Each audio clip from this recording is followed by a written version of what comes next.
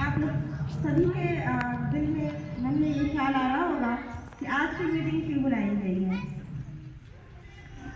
आज की मीटिंग क्यों बुलाई गई है? बिहार में रिजल्ट डे हुआ है, फिर मीट हो चुका है, पीटीएम हो चुका है, फिर भी ये मीटिंग क्यों अरेंज की गई है। तो आप सभी को ये बताना चाहूँगी कि अभी इधर 2-3 दिनों की जो छुट्टियाँ दी गई हैं उसमें हमारा टीचर्स ट्रेनिंग प्रोग्राम और प्रोग्राम भी चल रहा था, फिर भी हम लोगों ने ये parents teacher management meet arrange किया है ताकि ये जो हमारा न्यू सेक्शन स्टार्ट हो रहा है, हो चुका है, उसमें जो हमारे बीच जो पेरेंट्स और टीचर मैनेजमेंट के बीच में जो एक अंडरस्टैंडिंग डेवलप होनी चाहिए, जो बोलेंगे उसका कर लेना है, अंडरस्टैंडिंग के साथ होनी चाहिए, वो जरूरी लगा, वो जरूरी है। जो बोलेंगे उसका कर लेना है, ठीक है। तो इसमें हम लोग बहुत सारी पेरेंट्स का नहीं लेना है, शेयर करेंगे, जो बोलेंगे और शेयर करेंगे, बताएंगे, सजेशन भी लेंगे ताकि जो इस साल इस सेशन में जो हमारा गोल है अचीव करने का, है ना, हमारे इस ईयर 2024-25 का जो सेशन स्टार्ट हो रहा है, हो चुका है, तो उसमें जो हमारा गोल है वो हमें अचीव करना है और इस गोल को अचीव करने के लिए आपकी बॉन्डिंग अंडरस्टैंडिंग बेहद जरूरी है। इसी वजह से ये हम लोगों ने अरेंज किया। आगे चल करके बहुत सारी बातें बताई जाएंगी। तो सबसे पहले जो शुरुआत में करना चाहूँगी कि देखिए, हम लोगों ने बहुत ही सोच समझ के ये मीटिंग को अरेंज किया, लेकिन आप सब पेरेंट्स का अप्रिशिएट करना चाहूँगी जो रोज़ा की हालत में रोज़ा भी रखे हुए हैं और शहरी में भी जागे होंगे और काफ़ी लेट से नमाज पढ़ के सोए, फिर भी टाइम से उठ करके अपना मैनेज करके ज़रूरी समझा आप लोगों ने और आ गए, है ना, आप लोगों ने समझा इसकी इम्पोर्टेंस पर आ गए। बट फिर भी अफसोस है कि जितने पेरेंट्स आने चाहिए उसमें से अभी 50% पेरेंट्स ही नहीं आए। ये बहुत अफसोस की बात है कि हम लोगों ने कुछ अरेंज किया है आप लोगों के लिए ही, ठीक है, और पेरेंट्स इसमें पार्टिसिपेट ना करें। टाइम मैनेजमेंट का भी ख्याल नहीं हो सकता है, कुछ पेरेंट्स पीछे से आए, लेकिन टाइम भी तो जरूरी है, आप लोग वेट कर रहे हैं और फिर हम लोग 10 मिनट्स का और टाइम भी नहीं आप लोगों को, और कितना वेट करवाया जाए। तो ये जो अवेयरनेस है सबसे पहले तो पेरेंट्स से शुरू होती है, टाइम मैनेजमेंट की या फिर दूसरी चीज़ें होती है। तो पहले मुझे तो लगता है कि पेरेंट्स को ही अवेयर होना पड़ेगा, तभी हम लोग बच्चों को या फिर अपने बच्चों को अवेयर कर पाएंगे। तो इस तरह की चीज़ें नहीं होनी चाहिए। अगर कुछ है मैनेजमेंट की तरफ से, स्कूल की तरफ से, तो आपके बच्चों के लिए, आपके और हमारे डेवलपमेंट के लिए, भलाई के लिए ही अरेंज की जाती है, तो साथ देना चाहिए। हाँ, ये सही बात है, ये अवेयरनेस होनी चाहिए। क्या बोला जाए, बहरहाल हम लोग वेट नहीं करेंगे और ज़्यादा, शुरू करते हैं। तो सबसे पहली बात जो कहना चाहूँगी वो ये है कि हमारा इस साल का जो गोल है अचीव करने का, ठीक है, इस सेशन में वो क्या है। हम पिछले साल में जो भी हमारी कमियां रह गई हैं, इंशाअल्लाह इस साल हम लोग सभी टीचर एंड मैनेजमेंट मिल करके इस गोल को अचीव करेंगे कि बच्चों को हम लोग को किस तरह से जो है ना तालीम के साथ साथ तरबियत भी दे सकें, है ना। इस दुनिया के साथ साथ आखिरत के काबिल भी बच्चों को हमें बनाना है। इसी वजह से आप लोगों ने अगर इंग्लिश मीडियम स्कूल को छोड़ के इस्लामिक स्कूल को चुना है ना। तो ये सारी चीज़ें होनी चाहिए, ये डिस्कस करेंगे हम लोग। आप लोगों को लग रहा होगा कि हमारा जो न्यू सेशन स्टार्ट हुआ है तो इसमें आप लोगों को लग रहा होगा ये क्या चल रहा है, कुछ होमवर्क नहीं दी जा रही है, क्लास वर्क नहीं आ रही है, क्या हो रहा होगा स्कूल में। तो आप लोगों को बताते चलें कि ये जो सेशन अभी स्टार्ट हुआ है उसमें 15 डेज का हम लोगों ने कॉन्सेप्ट क्लासेस चला रहे हैं, कॉन्सेप्ट क्लासेस चला रहे हैं। ये नोटिस दी गई है कि ये 15 डेज कॉन्सेप्ट क्लास चलेगा। कॉन्सेप्ट क्लास है क्या, बहुत सारे पेरेंट्स समझ भी रहे होंगे, बहुत से सारे पेरेंट्स को समझ में नहीं आ रहा है, या फिर आपके बच्चे जाके घर पे बता भी रहे होंगे कि क्लास 1 के बच्चों को ये ABCD क्यों सिखाया जा रहा है, काका क्यों सिखाया जा रहा है। अभी स्टार्टिंग 1 में आ गया मेरा बच्चा, एक्सपेक्ट कर रहे होंगे तो ये तो नर्सरी का चीज सीखा हुआ है, तो फिर से क्यों ABCD सिखाया जा रहा है। दरअसल बात यह है कि कॉन्सेप्ट क्लास इसलिए ले रहे हैं कि ये जो 15 दिन का क्लास हम लोग लेंगे उसमें बेसिक चीजों को, जहाँ पे बच्चे कमजोर हैं, हाँ वो बिल्कुल जानते हैं अल्फाबेट लिखना जानते हैं, हर कुछ जानते हैं, लेकिन फिर भी वो कॉन्सेप्ट डेवलप नहीं है कि क्या ABCD का कॉन्सेप्ट क्या होता है, फॉर्मेशन क्या होता है, करेक्ट फॉर्मेशन क्या होता है, प्रोनाउंसिएशन क्या होता है, किस तरह से एक ही साउंड होनी चाहिए, ठीक है। राइटिंग 4 लाइन में लिखते जरूर है वो लोग, लेकिन आप देखेंगे कि वो blue line, black line, blue line का, रेड लाइन का जो वो होता है उसको फॉलो नहीं करते हैं। तो इस क्या होता है कि ये जो 15 डेज का कॉन्सेप्ट क्लास कराएंगे उसमें हम लोग बच्चों को वो बेसिक सारी चीजें बता करके उस लेवल तक ले आए। बहुत सारे बच्चे ऐसे हैं जो ठीक है कर लेते हैं, लेकिन एवरेज स्टूडेंट हमारे पास जो एवरेज स्टूडेंट जो है ना बहुत वीक है, नहीं जानते हैं, क्लास 1 में पहुंच गया है लेकिन जो है ना वो बहुत सारे रूल्स एंड रेगुलेशन लिखने का, पढ़ने का, रीडिंग डेवलप नहीं है। तो हम लोग एवरेज को लेकर चलेंगे, एवरेज स्टूडेंट्स को लेकर चल रहे हैं और इस लिहाज से ये क्लासेस चलाई जा रही है। और इसमें हम लोग चाहते हैं कि ये जो 15 दिन का जो कॉन्सेप्ट क्लास है इस तरह का फ्रूटफुल हो कि हम लोग को होल ईयर उन चीजों से नहीं जूझना पड़े जो चीजें जूझनी पड़ती है कि मैम उसको जो है ना रीडिंग स्किल इसका डेवलप नहीं है, उसका राइटिंग स्किल डेवलप नहीं है, उसको ये नहीं आ रहा है। तो ये जो चीज है ना ये हम लोग साल के बीच में, सेशन के बीच में ये नहीं कर पाते। जब 8 पीरियड या 7 पीरियड 40 मिनट्स का चलता है तो बहुत मुश्किल हो जाता है कि उस 40 मिनट्स में 40 स्टूडेंट्स को लेकर के 30 to 40 स्टूडेंट्स को लेकर के चले, साथ में उसमें अच्छे पढ़ने वाले बच्चे भी हैं, एवरेज बच्चे भी हैं और कमजोर बच्चे भी हैं, ठीक है। तो एवरेज और जो अच्छे बच्चे हैं वो तो कर लेते हैं, लेकिन जो कमजोर बच्चे होते हैं ना उनको फिर उसी क्लास 30 मिनट में सभी को एक साथ देखना मुश्किल हो जाता है, ठीक है। तो फिर वो साल भर में है ना होल ईयर हम लोग को फिर झेलना पड़ता है कि कैसे डील करें, है ना। क्योंकि जब स्कूल खुलेगा तो साथ में, बंद होगा तो साथ में, तो कब करेंगे उनके वर्कआउट कब करेंगे। इंशाल्लाह बीच में भी उसकी कुछ अरेंजमेंट करेंगे, लेकिन अभी जो कॉन्सेप्ट क्लास है वो उसमें सारे बच्चों को लेकर के हम लोग चल रहे हैं ताकि उनकी जितनी भी स्किल्स हम लोग writing, reading and pronunciation skills को डेवलप कर सके। तो ये वजह है कॉन्सेप्ट क्लास चलाने का। आप लोग ये नहीं समझे कि क्या पढ़ाई नहीं हो रहा है, बिल्कुल पढ़ाई हो रही है, समझने की जरूरत है कि क्या पढ़ाई हो रहा है ना। ये इस वजह से कॉन्सेप्ट क्लास हमारी कराई जा रही है। इससे आप लोगों को भी समझाने की जरूरत थी, क्योंकि बहुत सारे पेरेंट्स बोल रहे थे कि क्या हो रहा है, कुछ पढ़ाई नहीं हो रही, ये सारी बातें आ रही थी, तो ये बताना जरूरी था, ठीक है, ताकि होल ईयर हम लोगों को प्रॉब्लम ना हो। इस वजह से इस कॉन्सेप्ट क्लास का चलाया जाए। साइंस का भी हमारे सपोज एग्जांपल देते हैं आपको कि बहुत सारे बच्चे हैं ना 3-4 में सपोज जाते हैं और उनको डिवीजन नहीं आता है, डिवीजन सिखा देते हैं हम लोग KG 1 में, 2 में, 4 में, 5 में जाकर डिवीजन नहीं कर पा रहे हैं, मल्टीप्लिकेशन नहीं कर पा रहे हैं, ठीक है, तो भाई क्यों नहीं कर पा रहे हैं? वहाँ पे उनका कॉन्सेप्ट ही क्लियर नहीं हुआ है। बहुत सारे पेरेंट्स जिद करा के ना जम करा देते हैं, या फिर जिद करते हैं कि नहीं हमारे बच्चों को ना 1 में नहीं, बिल्कुल आप 2 में लीजिए, आप 3 में लीजिए। लेना पड़ता है, एज को भी देखते ले तो लेते हैं, लेकिन बाद में क्या प्रॉब्लम होती है कि उनको बेसिक चीज़ें ही नहीं आती हैं।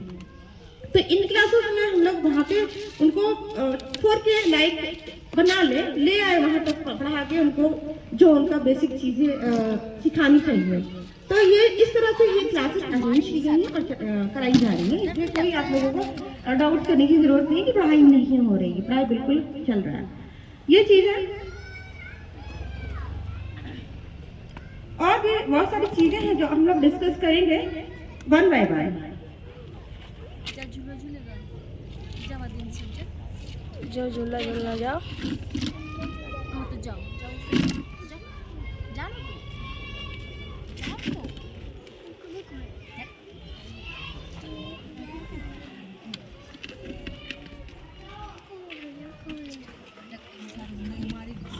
जाने से मिल जाना, झूलना जाओ, जाने से मत। कौन रे, कौन है बताओ ना। अस्सलाम वालेकुम। तो मैम ने बहुत अच्छे से डिफाइन किया कि कॉन्सेप्ट क्लास क्या है, बट मैं वहाँ पे कुछ ऐड करना चाहूँगी। मुझे कुछ पेरेंट्स का कंप्लेन आया था कि ये कॉन्सेप्ट क्लास हो क्या रहा है, यहाँ पे बच्चों को ABCD क्यों सिखाया जा रहा है। तो यहाँ पे मैं आपको बता दूँ, अभी 70% न्यू एडमिशन आए हैं जो कि गवर्नमेंट स्कूल के बच्चे हैं, जिनको बेसिक नॉलेज कुछ भी नहीं है। लेकिन क्या उनको पढ़ने का हक नहीं है? उनको अच्छे स्कूलों में इंग्लिश मीडियम में पढ़ने का हक नहीं है? कुर्सिला का बात मारे, उनको हक है, इसलिए हम लोगों कुर्सिला के बाद ने एडमिशन दिया है और उनको भी हम लोग उसी लेवल तक ले जाना चाहते हैं जहाँ पे हमारे यहाँ स्कूल के रहने वाले पढ़ने वाले बच्चे हैं। तो इसलिए हम लोग सारे बच्चों को इक्वल स्टडी देने के लिए, इक्वल बैलेंस करने के लिए बेसिक क्लास दे रहे हैं, कॉन्सेप्ट क्लास दे रहे हैं, ठीक है। और साथ ही साथ ये भी देखा जा रहा है जो थोड़ा सा आगे मैम ने बताया, कॉग्निशन बिल्कुल नहीं है, रीडिंग बिल्कुल भी नहीं है। तो सारी चीज़ों को हम लोग अच्छे से डेवलप करना चाहते हैं ताकि जब हम लोग सेशन स्टार्ट करें तो ये सारी परेशानियां आप लोगों को हो ना हमें। प्रिंसिपल मैम का पीछे हो गई 40 बच्चों, जैसे मैम ने बताया कि 40 बच्चे को एक साथ लेकर के जाना, और वही सारी साइड से करेगा का जो प्री नर्सरी के या नर्सरी के बच्चे करते हैं वो बहुत टफ चीज़ होता है, सारे टीचर्स के लिए बर्डन होता है। पीछे से चेयर लेकर आना, तो हम आगे जा रहे हैं ना। चलाए जा रहे हैं।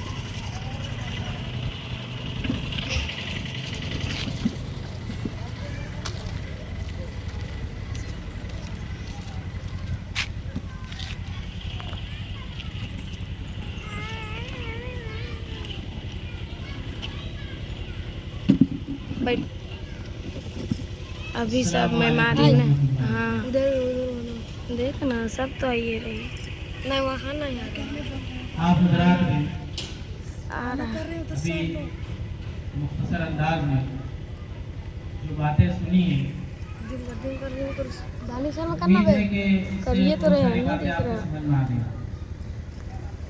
मैं अपनी बात शुरू करने से पहले आप सबका शुक्रिया अदा करना चाहता हूँ कि आपने इस मुबारक महीने की अहमियत को समझते हुए और तहमीना मैम अभी आई, इसकी जो कीमती औकात हैं उन कीमती औकात में नहीं हमारे ऑफिस कॉल में पर आपने अपना कीमती वक्त निकालकर स्कूल को दिया है।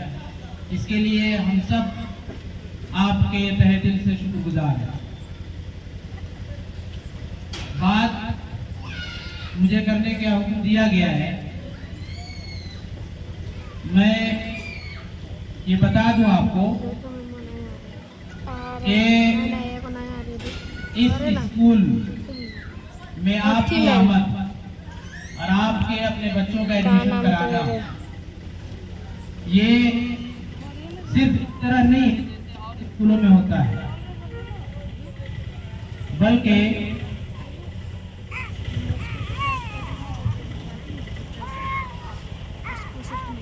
आपने अपने बच्चों को इस स्कूल में दाखिला कराने के लिए आपने फैसला लिया, कुछ आपने देखा, आपने सुना, आपने ऐलान में भी सुना और आपने अपने बच्चों का एडमिशन कराया। सबसे पहली बात मैं ये अर्ज करूँगा कि इस वक्त जो हालात है पूरी दुनिया के और खासतौर से इस मुल्क के और नई तालीमी पॉलिसी जो 2020 की इस मुल्क में लागू हुई है, आप हैरान हो जाएंगे ये जान करके कि उस तालीमी पॉलिसी के तहत जो सिलेबस स्कूलों का बनाया जाएगा, सरकारी स्कूलों का या दूसरे बोर्ड्स के जो स्कूल हैं उनका जो सिलेबस तैयार किया जाएगा, उस सिलेबस में कहीं पर भी इस्लाम नाम का कोई चीज़ नहीं मिलेगी। ये आप तय करेंगे। नई तालीमी पॉलिसी, न्यू एजुकेशनल पॉलिसी जो 2020 का लागू हुआ है इस मुल्क में, इसमें इस्लाम का कहीं कोई तस्वुर, कोई कॉन्सेप्ट नहीं मिलेगा। आएगी, सब आएगी, देखना। जो कुछ पुरानी किताबों में मौजूद थी उसको भी इन लोगों ने बहुत बड़ी होशियारी के साथ इस तरह से निकालने की कोशिश की है कि जो हिस्ट्री की बुक है, SST जिसमें बहुत सारी हिंदुस्तान की बातें और पुरानी चीज़ें बताई जाती हैं। आपको मैं ये बता दूं कि मैंने बीएड किया है। बीएड के सिलेबस में मैंने हमारे खुद वहाँ पढ़ाने वाले प्रोफेसरों ने इस्लाम का जो कॉन्सेप्ट पेश किया हिस्ट्री के एतबार, हमारे प्रोफेसर ने क्लास में पढ़ाते हुए साफ तौर से ये कहा कि बाहर के आए हुए मुसलमानों ने इस देश में कुछ किया, लेकिन ज्यादातर जो है नुकसान किया है। ऐसे क्लासें, बड़ी क्लासों, आप अंदाजा लगाएं कि छोटी क्लासों का क्या होगा। अभी जो नई तालीमी पॉलिसी के तहत जो सिलेबस बनाया गया है उसमें ये कोशिश की गई है कि बच्चों को खास तौर से मुख्तलिफ अंदाज में, नए अंदाज में उनको शिर्क की तरफ धकेला है। नई चीजें जरूर है उसमें, लेकिन कहीं पर इस्लाम का कोई तस्वुर नहीं है। इसलिए हमारे अकाबिरीन उलमा इस वक्त की सबसे बड़ी जरूरत ये समझते हैं कि आज मुसलमानों को अपना तालीमी इदारा बनाना होगा और ऐसा इन्वायरमेंट देना होगा, ऐसा माहौल फराहम करना होगा कि जिसमें मुसलमानों के बच्चों को एडमिशन कराया जाए और वहाँ मुस्लिम बच्चे पढ़ें, ऐसा माहौल तैयार किया जाए कि वहाँ उनको अपने इस मुल्क की तालीमी निज़ाम के साथ साथ आगे बढ़ने का मौका मिले और साथ में अपने दीन इस्लाम को समझने और दीन को समझने, रसूलुल्लाह सल्लल्लाहु अलैहि वसल्लम की तालीमात को समझने का मौका मिला। आपने इसी बुनियाद पर अपने बच्चों को हमारे स्कूल में एडमिशन कराया। हम आपके इसके लिए शुक्रगुजार हैं। हम आपको ये यकीन दिलाते हैं कि इंशाअल्लाह आपकी उम्मीदों पर हम सारे टीचर्स आपके बच्चों को इस्लामी माहौल में दीनी तालीम के साथ साथ उनकी आखिरत की जो फिक्र है, आखिरत का जो तस्वुर है, जिसकी बुनियाद इस्लाम की ईमानियात से है। हमारे यहाँ उलमा बैठे हैं, जानते हैं कि ईमान के जो बुनियाद हैं, 3 बुनियादें हैं। ईमान के 3 बुनियाद हैं जो खास ही बुनियाद है। ऐसे तो 7 चीजों पर ईमान लाते हैं, हम लोग पढ़ते भी हैं, लेकिन उसमें 3 चीजें ऐसी हैं कि जो बिल्कुल आखिरी दर्जे की बुनियादी हैसियत रखती है। अगर उसमें किसी तरह की कोई कोताही हुई तो आपके बच्चे या हम या कोई भी मुसलमान वो इस्लाम के दायरे से निकल जाएगा। पहली बात क्या है? तौहीद। तौहीद के माना होता है अल्लाह की वहदानियत, अल्लाह को एक मानना, उसकी तमाम तर सिफात के साथ। अब जाहिर सी बात है यहीं से जो है टकराव शुरू होता है। टकराव कैसे होता है कि इस्लामी स्कूलों में तौहीद का तो तस्वुर दिया जाता है, लेकिन सरकारी स्कूलों में और गैर इस्लामी स्कूलों में तौहीद का कोई तस्वुर ही नहीं है, कोई तस्वुर नहीं है। मुसलमानों के मजहबी त्योहार को बताया जाता है कि मुसलमानों का 2 त्योहार है, एक बार साल में 2 त्योहार है, एक ईद और एक बकरीद, बस। और बहुत ज्यादा ये बताया जाता है कि ईद मिलादुन नबी। ये 3 त्योहार बताए जाते हैं, उसके अलावा इस्लाम की कोई तालीमात आपको नहीं मिलती। उसके मुकाबले में आप देखें तो आपको सैकड़ों त्योहारों के नाम, उनकी तस्वीरें, उस त्योहार में वो क्या करते हैं, दीपावली के बारे में पूरा चैप्टर आपको मिलेगा, दशहरा के बारे में पूरा चैप्टर आपको मिलेगा, आपको जो है इसी तरह से रामनवमी के फवायद पर पूरा चैप्टर मिलेगा, आपको होलिका दहन के बारे में पूरा चैप्टर आपको मिलेगा। तो बच्चा जो हमारा जो दुनिया बच्चा है, छोटा मासूम सा बच्चा है, उसको पूरे साल अगर वही चीजें बताई जाए तो आपका बच्चा क्या सीखेगा, हमारा बच्चा क्या सीखेगा। इसलिए यही से टकराव शुरू होता है अकीदे का, और वो बच्चा धीरे धीरे, हम लोग जो है 40 दिन के लिए लोगों को तश्कील करके क्यों ले जाते हैं, हम लोग देखते हैं भाई कि मेहनत करने वाले लोगों को तश्कील करते हैं, 40 दिन चलो 40 दिन चलो, क्यों? ये अल्लाह की फितरत का निज़ाम कानून है कि 40 दिनों में इंसानों के अंदर तब्दीली पैदा होती है, ज़हनी तौर से, उसके अमल के एतबार से 40 दिन में तब्दीली पैदा होती है। अब आपका बच्चा, आप एक आदमी जब 40 दिन जाता है तो बहुत कुछ सीख करके आता है, और बज़ाब्ता तौर से उसके अंदर तब्दीली देखा जाता है माहौल में कि वो बज़ाब्ता तब्दील होकर के आया है, कुछ चीजें सीख करके आया है। अब आप बताएं कि हमारा बच्चा जिसको हम स्कूल में एडमिशन कराते हैं वो 40 दिन नहीं बल्कि 10 साल रहता है, मैट्रिक तक 10 साल रहता है। अब 10 साल तक जो चीज वो सीखता हो और हम उसको इस्लाम के लिए कोई या बहुत ज्यादा लोग क्या करते हैं, मकतब में एडमिशन करा देते हैं, मकतब चला जाता है, 1 घंटा रहता है, उसमें क्या सीखता है, कुरान पढ़ना सीखता है और कुछ बुनियादी चीजें सीखता है, लेकिन वो कॉन्सेप्ट नहीं क्लियर होता है कि हमारा अकीदा तौहीद क्या है। तो ये एक बुनियादी अकीदा है। इस्लामी स्कूल की जरूरत इसीलिए पड़ती है कि हम अपने बच्चों को अकीदा तौहीद की बुनियाद को मजबूत करें। दूसरी बात यह है कि रिसालत का जो ताल्लुक है, रिसालत का जो अकीदा है, यानी अल्लाह के नबी हजरत मोहम्मद मुस्तफ़ा सल्लल्लाहु अलैहि वसल्लम अल्लाह के आखिरी रसूल हैं, ये बात अच्छी तरह जान लीजिए, क्योंकि हमारे इलाके में आखिरी रसूल का तस्वुर में जरा सा बहुत शिद्दत है, इसलिए हम मुसलमान बहैसियत इस बात को अच्छी तरह जान लें कि हजरत मोहम्मद मुस्तफ़ा सल्लल्लाहु अलैहि वसल्लम अल्लाह के आखिरी नबी हैं और क़यामत तक कोई दूसरा नबी आने वाला नहीं है।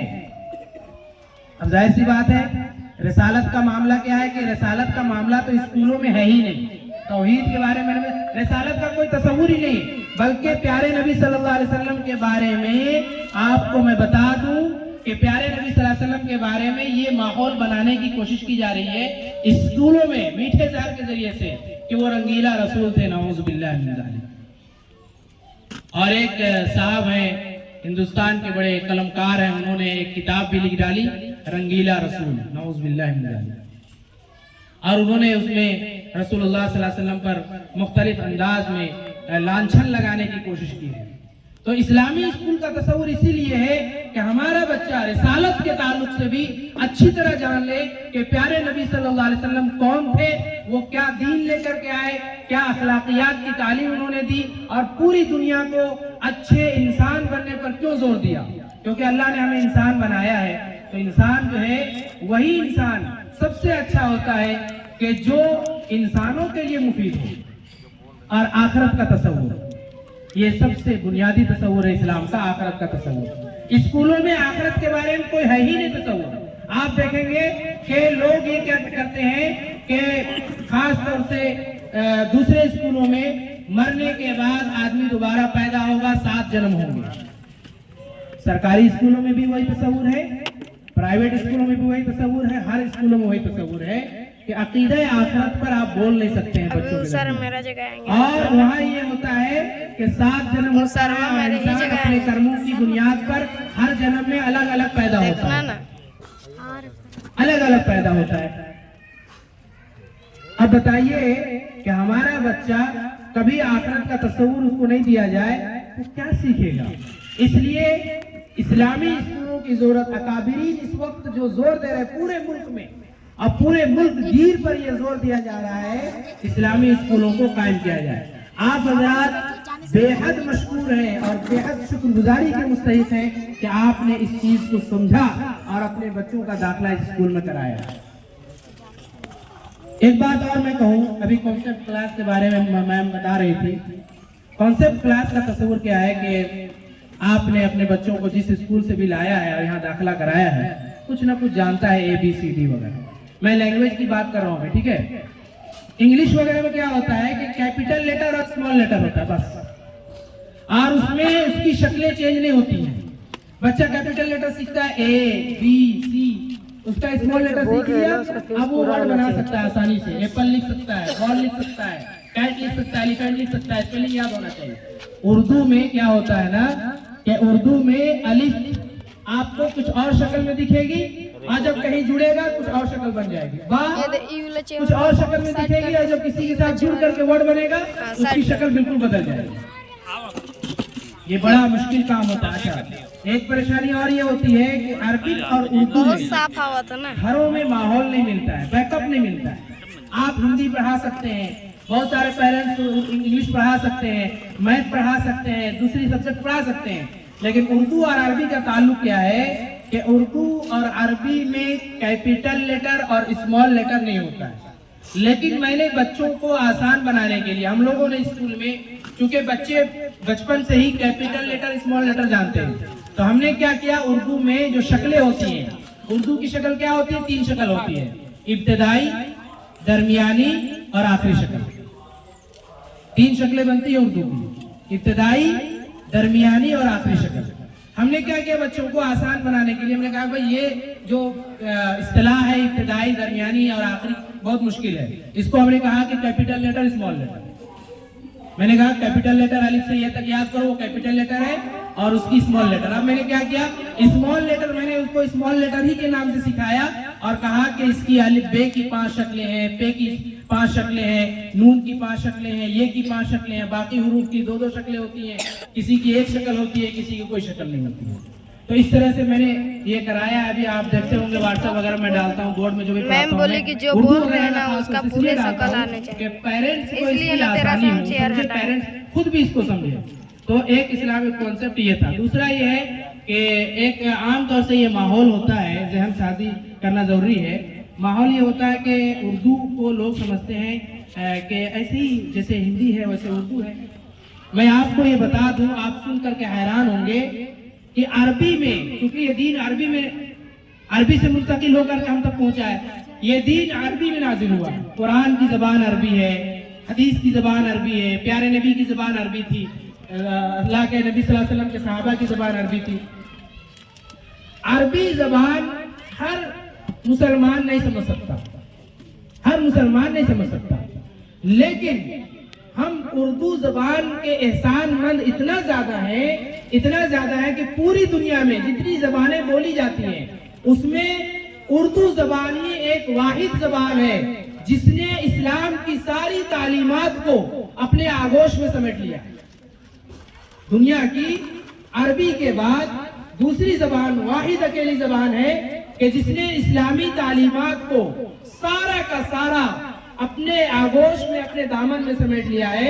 और आप अगर उर्दू जानेंगे तो इस्लाम की तालीमात सीखना आपके लिए आसान है, क्योंकि उर्दू में सबसे ज्यादा आपको इस्लामी तालीमात मिलेंगी, उसकी किताबें मिलेंगी, उसकी तफसीरें मिलेंगी, कुरान और हदीस के तर्जुमे मिलेंगे। आप उसको पढ़ करके आराम से जो है प्यारे नबी सल्लल्लाहु अलैहि वसल्लम के दीन को समझ सकते हैं। दूसरी बात मैं ये बता दूं कि लोग ये समझते हैं कि हम जो है एक स्कूल में डाले हैं तो मेरा बच्चा उर्दू सीख लेगा। नहीं, आप ये समझिए पहले कि उर्दू जबान एक अलग जबान है का आगे जाना और अरबिक एक अलग जबान है।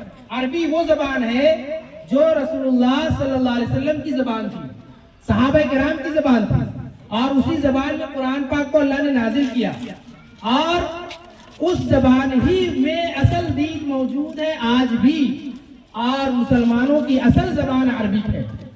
ये बात आप जान लीजिए। इलाकाई बुनियाद पर हम हिंदुस्तान में पैदा हो गए, इत्तेफाक से झारखंड में पैदा हो गए, छोटा नागपुर की जबान समझते हैं, हम देहाती जबान समझते हैं, उर्दू हल्की फुल्की बोल लेते हैं, लेकिन कोई प्योरिटी के साथ नहीं बोलता है।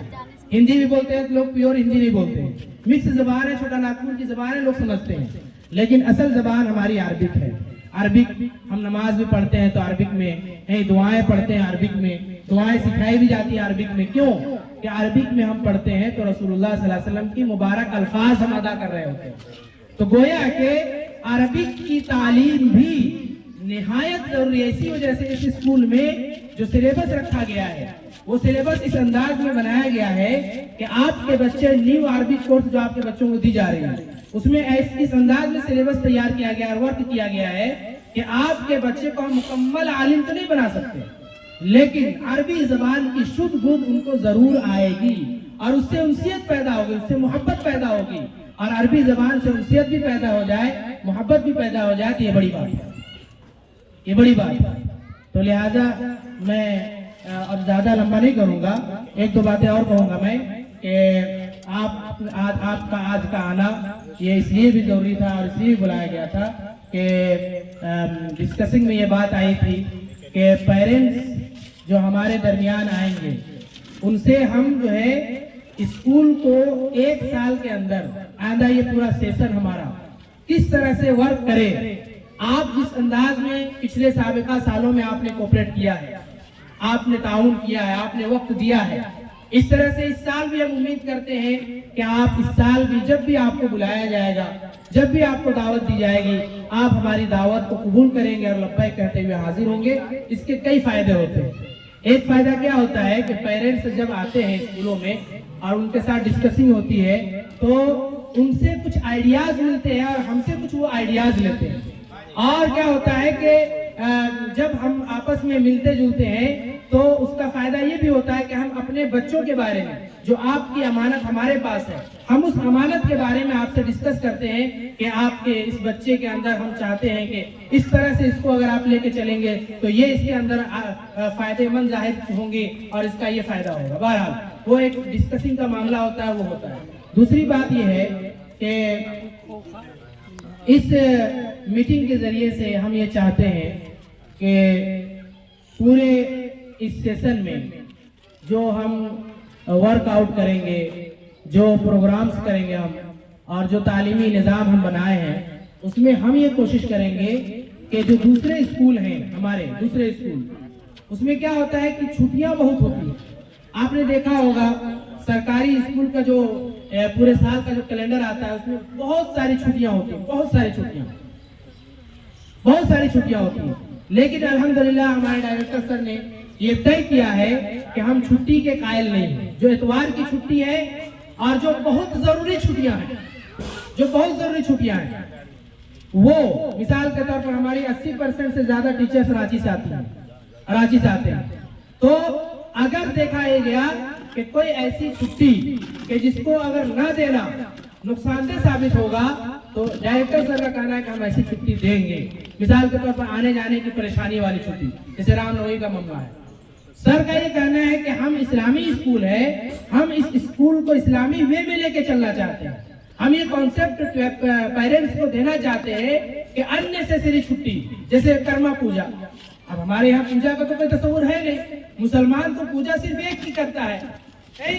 मुसलमान सिर्फ एक की पूजा करता है, वो अल्लाह की पूजा करता है। हम दूसरे की पूजा क्यों करें? लेकिन चूंकि इस मुल्क में रह रहे हैं तो इस मुल्क के निजाम को भी फॉलो करना होता है। लेकिन बाज ऐसे छुट्टियां हैं जो अननेसेसरी है, जरूरी नहीं है, तो उसको भी हमने क्या किया, तालीमी साल में उसको शामिल किया है, उसको छुट्टी नहीं रखा है, उसको छुट्टी नहीं रखा है। उसमें हमने बच्चों को पढ़ाने का निजाम बनाया है उसमें हमने, और फिर हमने ये कॉन्सेप्ट लाने की कोशिश की है कि जो रमजान का मुबारक महीना है, तो बड़ा मुबारक महीना हम सब जानते हैं और उलमा के बयान आप हजरात सुनते होंगे कि रमजान का मुबारक महीना, मैं इस पर भी जरा 5 मिनट आपका ले लूंगा, आप माफ कीजिएगा। ये रमजान का मुबारक महीना है, हम सब जानते हैं, बड़ा अजीम महीना है और इस महीने को कुरान पाक के साथ एक खास निस्बत है।